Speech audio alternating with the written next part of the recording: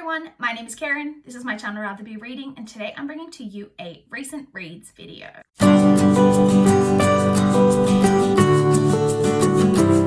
It has been a week since I last checked in for a recent reads video. It's been kind of an odd reading week, so I did complete 4 books, but I also DNF'd 2 books this week, and I had kind of honestly a potential third DNF as well, which we'll get into kind of as we get through things. But let's jump in and talk about the books that I did read and DNF throughout this past reading week. So the very first book that I completed this week was Ship of Destiny by Robin Hobb. I finally completed this book, you guys. You guys know if you've been watching my channel, I had this book as a currently reading forever. I actually started this on the 18th of May. My audiobook expired and it was just a whole ordeal, but I finally completed it and I'm so glad that I did. This is the third and final book in the Lifeship Trader trilogy, which is the second trilogy that makes up the overall Realm of the Elderlings series by Robin Hobb, which is a series that is made up of 5, I think it is, separate trilogies, and this is the second trilogy in that series. I really enjoyed this. So I gave the first book in this trilogy 3.5. I gave the second book, I believe, 3.75, and I gave this book 3.75. It's a toss-up between this one and the second book as to my favorite. I did think there was a part in the middle of this where I wasn't loving it as much, but I did really like the ending. The overall ending of this trilogy, without spoiling everything, I didn't expect it to be so kind of tied off and everything to kind of, all the storylines to kind of tie off in kind of such a satisfactory way. I really didn't expect that. And so I really loved that we did get that.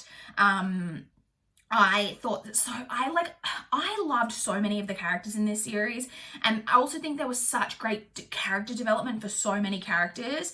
There is a character, and I don't want to spoil anything by naming who the character is in particular, but there's a character who I hated in the first book and through most of the second book, and by the end of this trilogy, they're one of my favorite characters in the whole trilogy. I really, really enjoyed them. I will say trigger warnings in this one for rape. And then also the way that this series ends up kind of tying in to the Farseer trilogy, which is the first trilogy by Robin Hobb in the Realm of the Elderlings. I felt like such a dummy because I normally, you guys know, I read a lot of thrillers, a lot of mysteries, and I'm always guessing the ending. And there were so many clues as to the way that this tied in, and I didn't pick up on any of it until it was basically, they hit you over the head with it. And I was like, oh, and I felt really dumb, but it was still very enjoyable to come to that realization. So like I said, I should say I listened to this on audiobook. It was narrated by Anne Flosnick, but I'm really glad to finally be done with that trilogy. I've already got a hold on the first book in the Tawny Man trilogy, which is the third trilogy by Robin Hobb, so really excited to continue on with her Realm of the Elderlings. The next book that I read was actually a reread, and that is To Kill a Mockingbird by Harper Lee. So this is kind of an interesting time in the world to read this, but this I was always planning to reread this year. This was on my list of rereads that I wanted to do this year that I made at the very beginning of the year in my goals video. And so I did reread this. This previously for me has been a 5-star read. I have lowered my rating on this reread to a 4-star. So just in case you don't know what this is about, you're basically following a child character. So this isn't young adult necessarily. It's more for adults, I would say, although it is something that's taught in school, so adults can read it. But you are following a child character named Jean Louise, or Scout, as she is known, and you're following her as she's growing up in a small town in Alabama in the 1930s, when there is a lot of racial tensions going on, and her father is a lawyer. And it's really about her kind of growing up and kind of a coming of age, but an early coming of age, because I do feel like this is true. There are lots of different ways that we kind of come of age in different ways. There is also a lot to do with a particular family and a house that's near them that's a bit mysterious, that they're always trying to, making up stories about and getting into shenanigans about, and that's got a lot to do with it. There is also a lot to do with kind of race, as her father ends up being a defense attorney for a black man in the town. And so this, like I said, it's very hard to talk about this like the way that my feelings have changed about this. And it's not that my feelings have changed. I still think this is a good book. I think that, and the thing that I love about this the most is the characters. I am uncomfortable with the way that this is lauded as a great, like, racially diverse novel. And obviously I cannot really speak to that being a white person. I have looked up a lot of reviews from Black people, and they vary, just as they do with anyone else who's not Black. There are Black people who really, really love this and do love the racial commentary in here. I do think, but there are a lot of reviewers, and I tend to agree with them, that this does kind of, when you look at it from a certain lens, fall into kind of a white savior type of narrative, which is not great. It does also make me uncomfortable that this is written by a white woman, and there is a lot of use of the N-word in this by both Black and white characters, and not also always as a slur, because obviously it was just part of people's vernacular, because this is set in the 1930s, and I understand that, but it still, like, makes me uncomfortable. And so, like I said, I've always previously given this 5 stars. I gave it 4 stars on this reread. I do still really enjoy this. I think it's a good book, but there are some issues with it. And I just think that if you are going to read this, you need to really look into those issues and read reviews from Black reviewers, and, you know, really do look into the issues. So I did read that this week. Next, we came to my first DNF of the week, which was Again But Better by Christine Riccio. So this is my other long-standing book that I had on my current reads. I finally got this audio, because this is another one when my audiobook expired. And when the audiobook expired, I was about a third of the way through, I believe. And I mentioned, I think, when I very first talked about this book back then, that I wasn't loving it, but I wasn't, like, not enjoying it enough to DNF it. And so I did place the book back on hold, and I did want to finish it. Well, obviously I did decide to DNF it, so I actually got 57% of the way through. So I got quite far through. So for those of you who don't know, this is a contemporary, it's kind of YA/new adult. The character is in her late teens, I believe, because she's under 21, because they're very excited when they get to England that they can drink. So she's somewhere between kind of 18 and 21. And she goes on exchange, like, through college, to, like, a summer program type of thing to the UK. And she very much is, like, looking to be a different person over there, to come out of her shell, to really make friends, have a romance, and do all of these things, and kind of be a different person to the way she is, like, at home, where everyone knows her, and, like, you know, when people have certain expectations of you. Like I said, I was already not loving it in the first part. This is very much, like, I don't think the writing is super strong. It's not terrible, but it's not, like, you know, a great literary masterpiece. It does very much feel like a lot of the characters are like being made into, like, special snowflakes. Every character in this story pretty much has, like, a more, like, alternative name, if you will. Like, the main character's female, her name is Shane. And these aren't necessarily names that you've never heard of, but they're not, like, you've seen, and, like, every character had a name like that. Like, there was no Jessica and Rachel. It was, like, Shane, who is a female character, Atticus, Pilot, the main male, like, love interest name is Pilot. There is a female character whose name is Babe, like, her name is Babe, like, just, you know, that type of thing.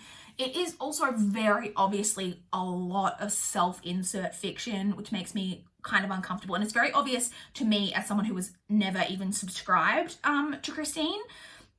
Hers is not a channel that I am very familiar with, but I have seen a lot of her on other people's channel, people that she's friends with, and different blogs and all of that type of thing. So I am vaguely familiar with her, and even I could tell how self-insert fiction this is. Like, the main character has a blog that's like French watermelon something, and, like, so it's very obvious that it was self-insert fiction. It also deals a lot with cheating, like emotional cheating. So if you don't like that, if that's a huge deal breaker for you, steer clear of this, because it is, like, the main point of the plot. The whole idea of the story is basically that she goes over to England, she's in this, like, group of all these, like, people meeting, making new friends, and she develops this huge crush on this guy Pilot, but he has a girlfriend back in the United States. But there's a lot of kind of, you know, connection and stuff between him, but he does have this girlfriend back home this whole time. And, like, cheating for me, it's a big deal breaker for people. I don't love it most of the time in books, but it's not normally a deal breaker, but it was starting to get to the point where I was like, okay. Anyway, and then we get to a certain point in the story, and it felt like the story should be ending, and we were only halfway through, and then something happens, and if you've read the book, you kind of know what I mean, that we get to a point about halfway through where something happens and the story kind of changes course, and I was just like, no, I'm just not into this. I can't deal with this.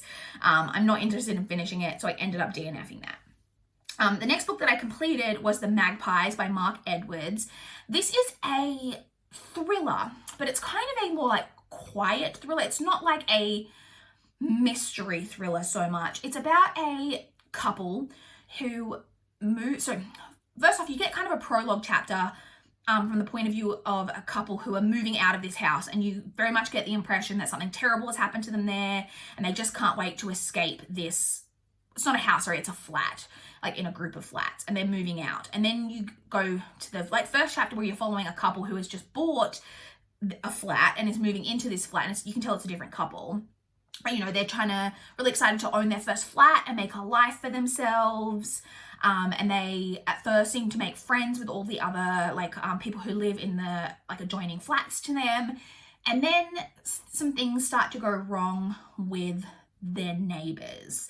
I don't want to say too much apart from that, but that is very much like what the story is focused on. So it's not really a mystery. It's more like a psychological, harrowing type of thriller of just the toll that having all of these type of things happen to you and the way that you live, the toll that it can take on you kind of mentally, and the things that can kind of end up happening.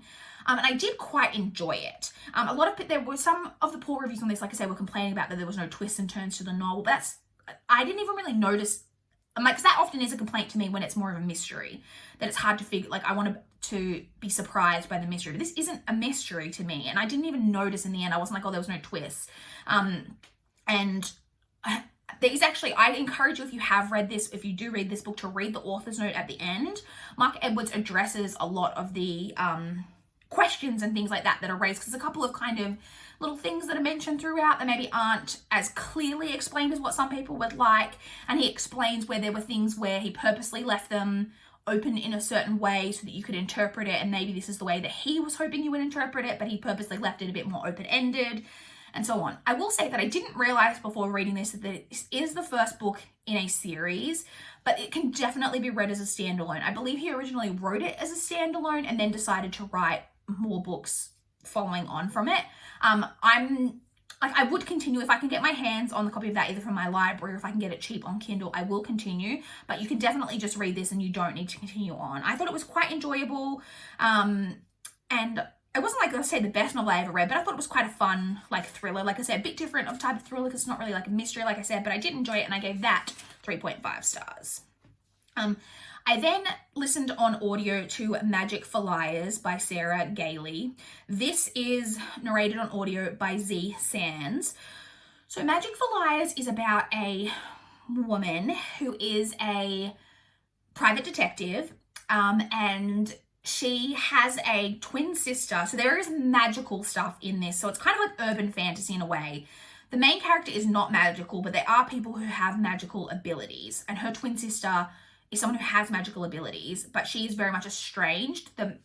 Her sister having magical abilities and her not definitely caused a strain in their relationship as children and throughout their adolescence into adulthood, and they're pretty much estranged at this point. However, there is a murder. Well, there's not a murder. There's a potential murder. It's an unexplained death that has been ruled just like an accidental magic thing at the school where her twin sister is a teacher. So it's like kind of a magic school. And she ends up being hired by the principal of this school to come in and investigate this death and find out whether it was a magic thing, if it's something more untoward, so on. So the things I liked about this is that Sarah Gailey really, really plays with a lot of kind of tropes, but also a lot of different of the kind of tropey things about genre fiction. She's very much playing with the kind of detective noir type of story, which I really liked.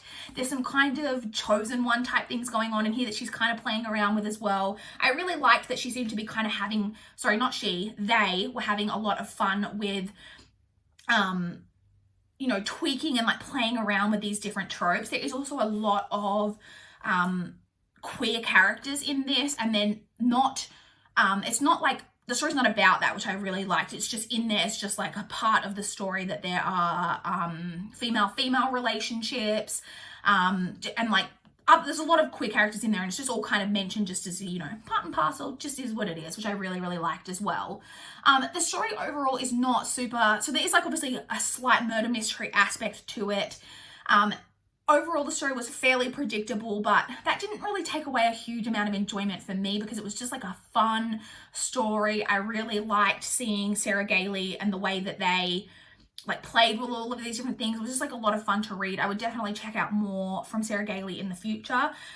Trigger warnings in this for abortion, but it was a very, very enjoyable read, and I gave that 3.5 stars. Then the final thing that I read this week was my second DNF, and that is Go Set a Watchman by Harper Lee. So this is the sequel. Is it a sequel to Kill a Mockingbird? So if you guys don't know the controversy around this, this was published in, so To Kill a Mockingbird was published in 1960, I believe, and this was published in 2015. So a long, long time after. But Harper Lee, from what I understand, and this is just my understanding, I obviously don't have first-hand knowledge of this, Harper Lee did not want this to be published. And from what I understand, she actually wrote this. So this is set, the main character in To Kill a Mockingbird, like I said, who's a child in that book, is an adult now in this. She's now 26 years old, and we're following her life from at that point. And from what I understand, this is how the like kind of what was written, what Harper Lee wrote first. She wrote this story, submitted it to publishers, it was rejected, and she ended up coming away, working on it, kind of using the characters but making them younger and writing a whole different type of narrative, and it became To Kill a Mockingbird, which she then submitted back to publishers and was accepted and became the classic that it is today. And she never wanted this to be published. Like, obviously she did when she first submitted it, but now I understand as an adult this was published against her wishes. I personally do not believe that this ever should have been published. One, if the author doesn't want it to be published, I don't think it should be. Two, I think one of the reasons the author didn't want it published now is she recognizes the problems with this, and the publishers have made no attempt to fix some of the issues with this. And I'm not even talking about the racial issues, which is a whole separate thing. I'm talking about there are huge glaring inconsistencies between this and the story in To Kill a Mockingbird. And it's very clear that those inconsistencies exist because she wrote this first and then she changed things. And that's fine. But if you're going to publish this as a sequel to Kill a Mockingbird, which is how it was marketed, why would you not edit this book and like fix up those inconsistencies and make the story tie into To Kill a Mockingbird? Because to me, this is not a sequel. It's just more being published as a historical artifact of like, this is kind of the first draft, and that's not the way it was marketed, which I have a real problem with. So I had a lot of problems with it in theory, and I was very nervous going into this. I've also heard that this book turns Atticus into a racist, which, like I said, To Kill a Mockingbird has a lot of issues with kind of making Atticus kind of a white savior type of character, and I get that, but he is very much a moral man in this, and believes in equality to a certain extent. I'm not saying, like, he was very forward thinking for the 1930s. And this book completely changes his character, and I have a real problem with that. Why publish something that is going to, like, ruin a character and not for any reason? And I understand that what a lot of people are saying is that this is about Scout or Jean Louise, like, coming to a realization and realizing that when you idolize someone, and you idealize a lot of the things about them, and idealize situations, and that maybe a lot of the events of this you were seeing through a child's eyes, and that as an adult maybe everything wasn't what it seems. I can be okay with that, but that only goes so far. Also, this is just incredibly dull. So I only read 100, this isn't super long, it's only 280, like about 280 pages. I read 113 pages of this. It was so boring. Also, minor spoiler, you find this out very, very early on, but just, if you don't want to know, just literally skip like 10 seconds. Jem is dead, in this, which I was also super disappointed by. And I don't know why this was published. I don't think it should have been. I would prefer, in my own mind, to keep To Kill a Mockingbird just as a separate entity of being what it is and what it did for like fiction, and just pretend that this book doesn't exist. So, like I said, I decided to just DNF that. So those are the books that I read. In terms of my current reads, so I do have another audiobook on the go. It didn't expire. I just only listened to part of it on Friday, and I'll try maybe to finish the rest of it this coming week. So this is the one where I talked about kind of a potential third DNF. So the book I'm talking about is Best Self. It does have like a subtitle, but I can't remember what it is, by Mike Bayer. So I was listening to this on audio. Like I said, this is very much a self-help type of book, all about how to be your best self.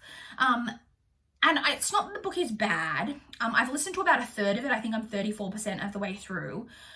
But it's very much a book that wants you to do work. And like, not that there's a problem with that, but I'm listening to this while I'm working, and he's doing a lot of things of like, okay, look into yourself and think about this and identify your problem parts of your personality and note them down. Okay, and now think about if you could be your best self, how you would combat those issues and give a name to the person, like the bad parts of your personality, all of this type of stuff. And there's a lot of like him actually wanting you to write things down and work through things, which I can't do as someone who's trying to just passively listen to something while I'm working. I will also say, I also found it like a bit difficult times. Sometimes he was saying like, you know, identify the things about yourself that are the worst aspects of yourself that you don't like anything, like, you know, tendencies towards anger. Or he makes an example of someone who he was on a phone call with someone, a friend of his, while they were in their car, and the conversation ended and the person thought they'd hung up, and they had a massive road rage incident, like screaming at someone in the car, that he ends up overhearing, and then they talk about that, and you know, so like that type of thing. And but he doesn't seem like, at least so far, the part that I've read, give you a practical way to identify things. It's just like, name the worst parts of your personality. And yes, I think most people have traits about themselves that they know are not great, or that they would love to change about themselves. But I also think there are more underlying issues that a lot of people wouldn't be able to identify about themselves. And there was no ways, like, so far of him, like, showing you how to identify. It was just saying to identify and then maybe ways to change it, but not how to make those identifications in the first place, if that makes sense. So like I said, I haven't officially DNF'd this. I listened to, like I said, 34% of it on Friday.